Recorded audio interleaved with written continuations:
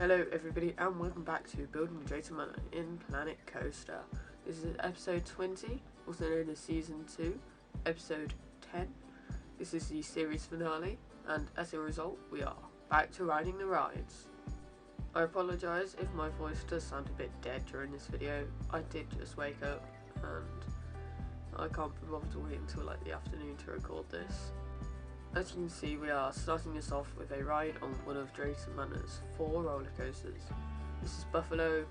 I haven't done too much work on this recently. I have placed a couple more fences, and just for a note that during this video I recorded all of these videos over a month ago on the 23rd of July, and I have not touched this project until what is now the 3rd of September, so I apologise if I'm a bit rusty on what I've done. I know that these videos are meant to be more exciting, or just videos in general are meant to be exciting, but I want to take a more laid back approach at this. Just relax and watch some roller coaster POVs, flat ride POVs from Drayton Manor, you know. Sounds fun. Let's go, I guess.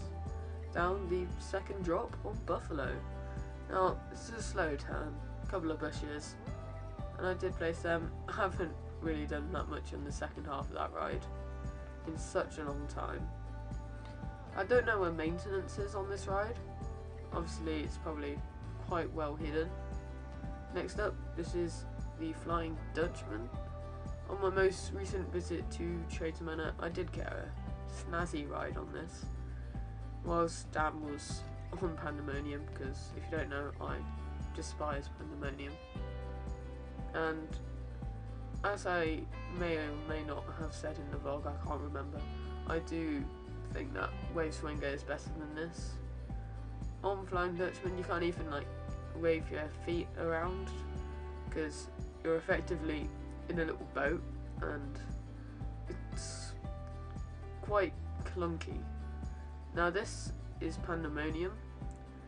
This is another of those rides that I haven't really done that much. I think the last time that I did some major work on this ride was during episode 13, and that is quite a long time ago. You do get some nice views of Apocalypse and all that on this, but yeah, it's just not ideal for me. Give or take, the last time I did go back on it was in year 7, so who knows what it's actually really like for me these days, if I'm just the strongest stomach, or maybe I shouldn't eat some donuts before I go on, who knows. But I have decided to turn up all of my sort of graphics on my computer for this video, so if it is running a little bit slower, then it's probably because my computer is not being able to handle maxed out graphics on such a big park like this. Now, we've got a spinny ride on Apocalypse now. Obviously you don't spin around like this in real life, but I don't really care. I think I only showed the drop during the most recent riding of the rides video, but I decided to give you a little panoramic of what the park looks like and what the park doesn't look like, because we're kind of facing away from it. You can see the barrels and the staff only area that I don't really look at, because why should I when I can work on rides and stuff. And here's a drop. Anytime now. Hey, here we go. I should probably change the sequencing on that so the drop does come a bit sooner, so you're not waiting up there for so long. Now we have some teacups, or as I like to call it, the best teacups in the world. Yeah, we do have Drunken Barrels here. Drunken Barrels is such a good teacups ride. Now, don't miss out on this, because it is seriously underrated. Just in the way that the entire platform tilts.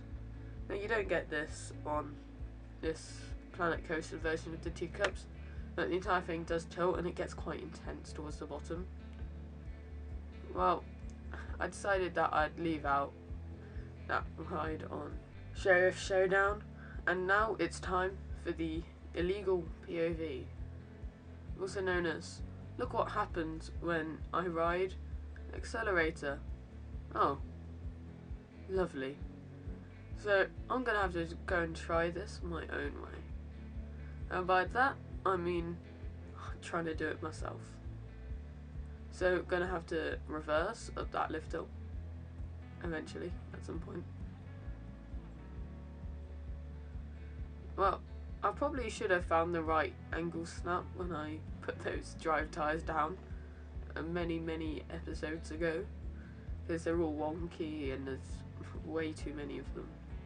Now, the first turn, and then the drop down, and then the helix. There is meant to be more roofing here, I promise, on the accelerator cue. Obviously, I am still a little hurt by my most recent rides on accelerator, about waiting a very long time for it, and then it just closing, and then that happening again later on in the day. So we will be very sad about that. So that is my attempt at the accelerator POV.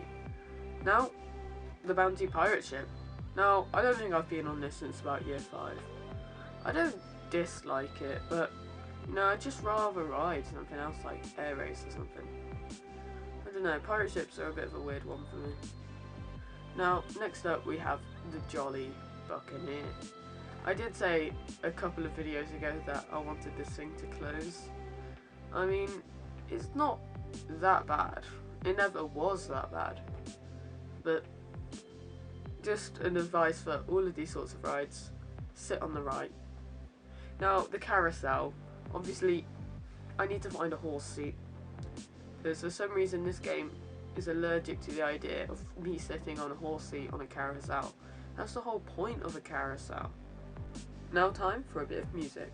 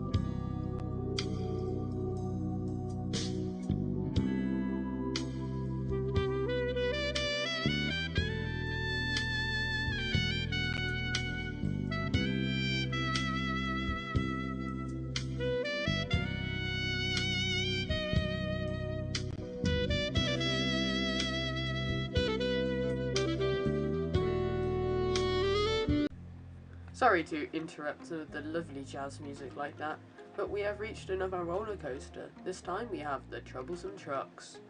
Now, I don't recall getting hit by trees and stuff. That's probably just the game being dumb. And here we go, up the lift hill. Now, I always thought this roller coaster was a bit taller than this, but it's only 18 foot tall. Thought it'd be maybe about 30, who knows. Feels about that. Give or take, last time I did ride it was also in year 5. Yeah, that's a weird thought. Now that's the smoothest turn you'll ever see. And now just turning in to the brakes. Only one lap because I can't be bothered to give it 2 laps.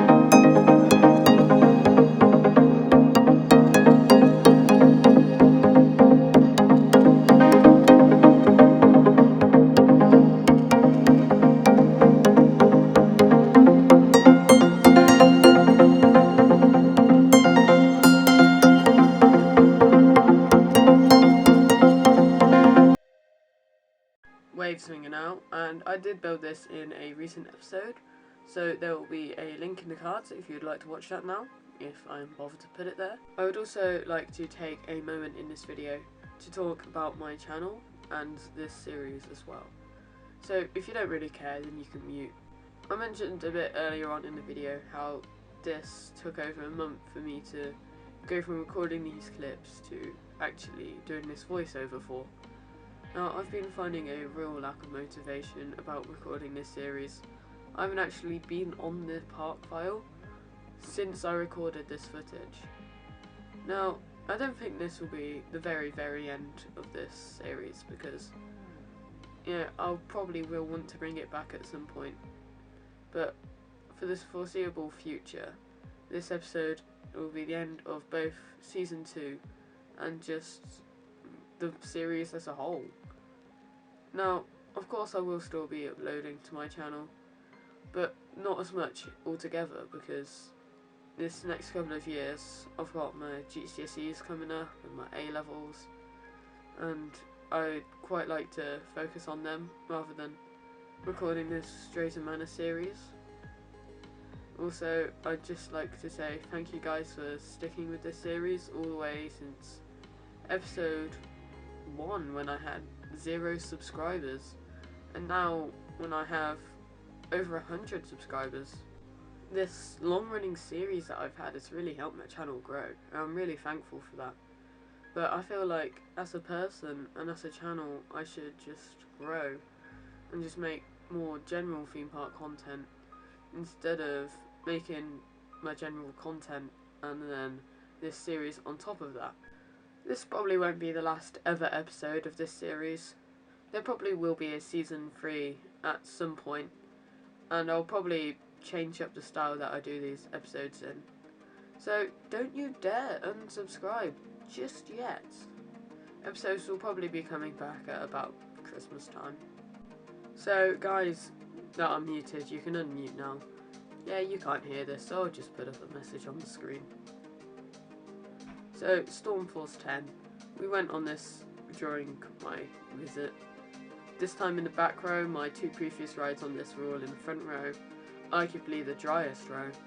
And the back row, you get reasonably wet on the first drop.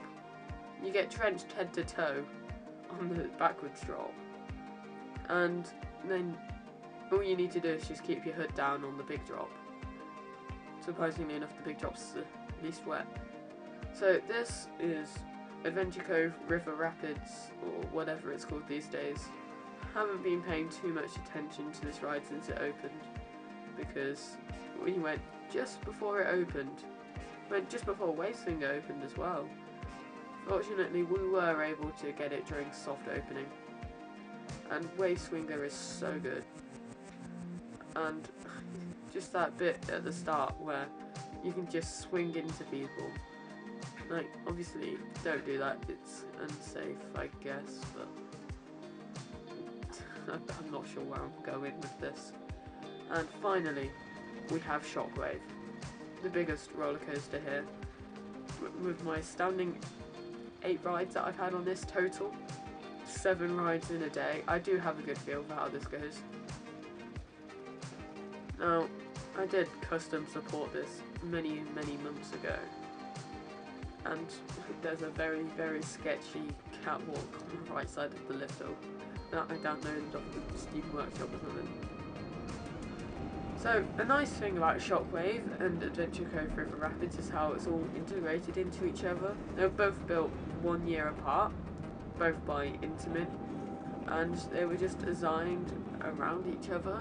As you see, the supports on the lift hill and around the loop and 0G roll, that bit actually goes over the water and it sort of branches out. Now, I'd just like to give you one final look at the park before we go. I'd like to tell you to subscribe for more general Drayton Manor content, or just theme park content altogether.